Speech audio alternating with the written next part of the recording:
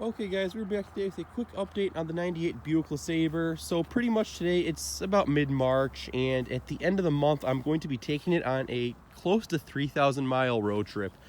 So I guess I'm going to be taking it. I've been throwing the thought back between taking this or the Focus, but I really want to take this as this is the more comfortable car I do own, and it really has not given me a reason not to take it.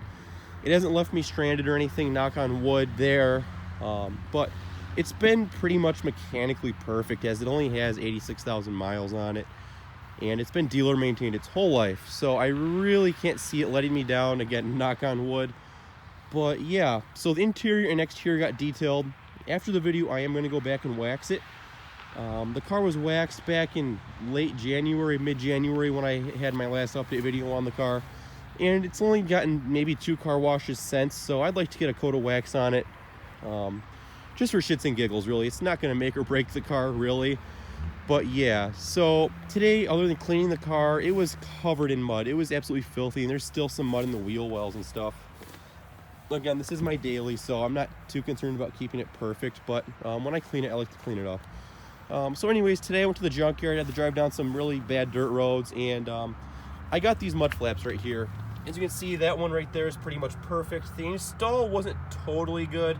They're a little crooked, but you would really never notice them if I didn't point it out. So as you can see on the left mud flap right there, it is chipped. So that's probably been chipped since like the 90s. So I'm not gonna complain, as I only paid $3 for them. So that's no big deal there. Now I have mud flaps all around, so it is what it is. This reflector also fell out in February. I was at the gas station kicking slush off the car, and as I kicked it, I walked away. I heard that hit the ground, and so that was the funniest thing. So I actually just packed it full of silicone today as well, so that's back in there. So yeah, it's been pretty much, again, problem-free. I also had a new muffler installed 2 days ago. So there's that. It's quiet again. There was about 2 fist-sized holes in that. So it was just a really obnoxious drone in the car, and the type of driving I do, I don't like hearing drone all day, and I drove like 7,000 miles on that bad muffler. So yeah, I had it done. It was about $200. He had it done in a half hour, so it was great. This door right here does not open from the crash, of course. The window does roll down and all that stuff. You just can't sit people right there from that side. So the rocker panels, they would look so much worse if I hadn't painted them the other day. So yeah, those are just nothing behind them, but they're black just to hide the rust. You can see more damage right here from the crash. Again, I'm not too worried about it, so it is what it is. I have the Buick mud flaps and the Pirelli tires up front. I went to Discount Tire and got 2 more Pirellis back in February. So I hit a pothole or something in my Cooper winter tires. They just went out. It just bulged out. So it was going to go at some point, and it's halfway through winter. So I just said screw it and got some all seasons for the front. So now I have Pirelli P4 all seasons all the way around. Those tires have never been mounted on the front, so they're getting cupped in the back. So I probably will get those rotated before my trip. So yeah, other than that, everything else is holding up good. And my other crash right here. This parking light right here does not want to stay down. As you can see, the bumper is kind of relying on that to structurally hold it up. As you can see, I didn't realize there was a split right there as well, but there's the bumper. It's, again, not a perfect car by any means, but it still runs really good, and I had the oil changed a few days ago as well. See the rocker panels on this side. Again, they're not perfect, but it's a perfect car for me, and I have actually grown to like this car. I keep trying to find reasons to get rid of it. And every time I find a car, whether it be a Focus or an economy car or an Escape from the 2000s or whatever, I just have such a hard time pulling the trigger. This car, I really am starting to like this car. So I've had it for close to 15,000 miles now, and it's been great. So coming onto the interior, I do have a floor mat down right here. I did vacuum it. There's some salt crust along the edge. There's not much you can do in the wintertime. The driver's seat is wearing a little bit more than I would like, but at some point this seat is just going to get torn up in my ownership, which is all right, I guess. I mean, considering what the other seats out there do look like in these LeSabres from the 90s. So again, my pants have turned them blue pretty much, and we're getting like a new rip right here, unfortunately. But all this, again, I wiped it down with some interior grease, and these are all nice and slidey right now. So door panels, again, they're nice, but they just couldn't stand up to the elements. I got bored the other day and started peeling this, and yeah, so it is what it is. These seats are so comfortable. There's so many adjustments to these seats. It's just great. Nothing to complain about these seats. I mean, again, I've said it before, I'm going to say it again. This is like the most comfortable car I have ever driven and have been in. And I believe that statement very well. So it starts up great now. There's no more loud noises. Besides the intake, that's what you hear under the hood right now. That's sucking in air. So yeah, everything else other than that little peeling right there, it's been good. So my duct tape mirror is still holding up pretty well. So that's really what's holding that in, is just this duct tape. But it works, it works. And this rain deflector did fall off. Put some tape on it, some glue, and then we're good to go. I actually had to go back into the car wash and run in there and get this out. So yeah, but anyways, do a mileage check here. 86,329.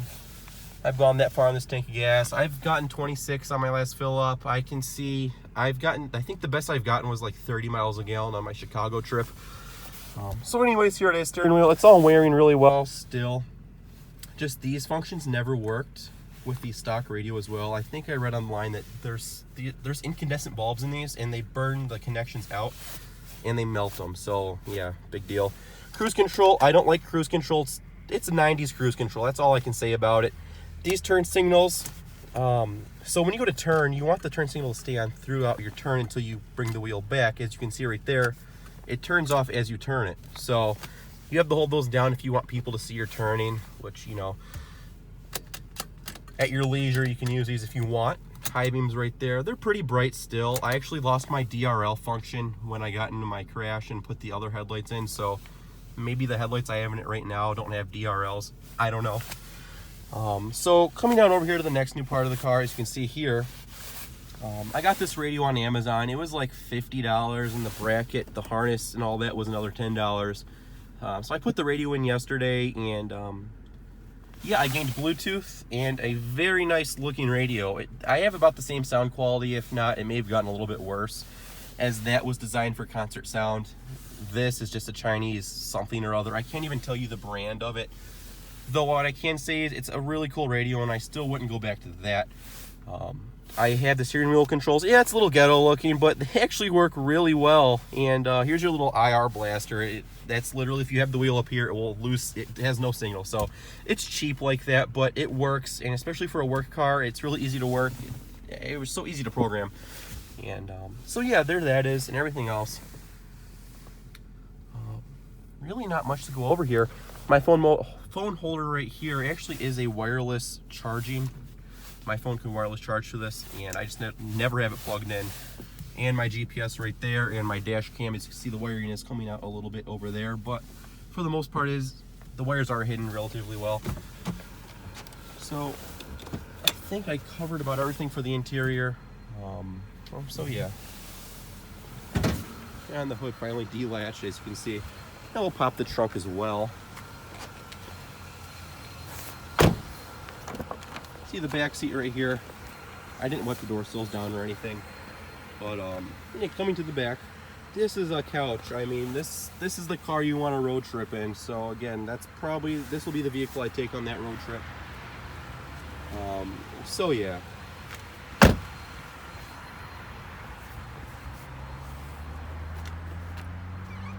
The trunk, I have a tire back there. That's my other winter tire, my tools, some jumpers, and just in case I do happen to break down on the side of the road, I have something that'll help me get up and running a little bit quicker. So, and then here's the gold trim piece from that other fender. I never really did anything with it. I really don't open the trunk a whole lot. So yeah, and at the junkyard, I got a Buick badge. This was actually off the dashboard of a Park Avenue. So I put that on the back just because the 92 to 96 LeSabres had that same badging on the back, so why not? And I'm supercharged now, if you can't tell. So yeah, we'll walk around here. I still haven't gotten a fender liner for the inside of the fender yet. I'm not too concerned, as there's nothing really too critical in there other than that white. So I'm not too worried about that. It's been a really low maintenance vehicle. My grill, I'm just like losing chunks of my grill at this point. And under the hood, as you can see, the light does want to work now. And here it is, 3800 motor. It's running good. It does burn about a quart of oil every 3,000 miles or so. It's gotten quite dirty since I lost the fender well in there. So I'll probably do a spring detail under the hood. Cold air intake, it's just for shits and giggles. I do feel a little bit more responsive throttle, so that's pretty cool. And right down here you have some leaves. And I also forgot to mention I did spark plugs and wires. My dad actually helped me out with that. So yeah, it's pretty much had a tune-up. I had a check engine light for spark plugs and wires, surprisingly. But other than that, really, it's been a great car, and I really can't see myself getting rid of it anytime soon. So as usual, guys, thank you for watching. We'll talk to y'all later.